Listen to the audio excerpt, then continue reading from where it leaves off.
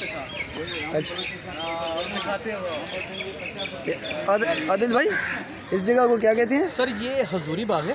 हजूरी बाग। महाराजा रंजीत सिंह की जो कोर्ट है, हाँ। दरबार वहाँ लगा करता था किसी ज़माने में, बाहर भी। अच्छा ये उसकी बारादरी है, रंजीत सिंह सिख स्टाइल का सारा आर्किटेक्ट। अच्छा बारादरी। ये आलमगीरी दरवाज़ा है।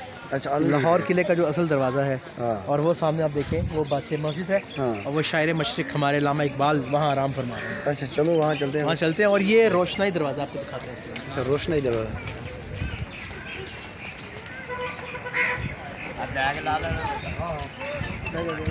इसकी भी दे दी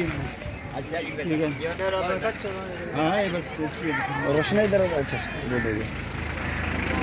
उसके साथ ने ज़्यादा खा ली है। 65 हुए मैं 60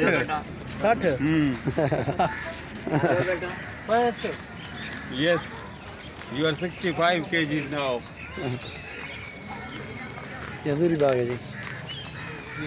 मैम मैं उसे 3-4 लड़कों को मैंने इसी काम में छोड़ा हुआ है। मुझे जैसी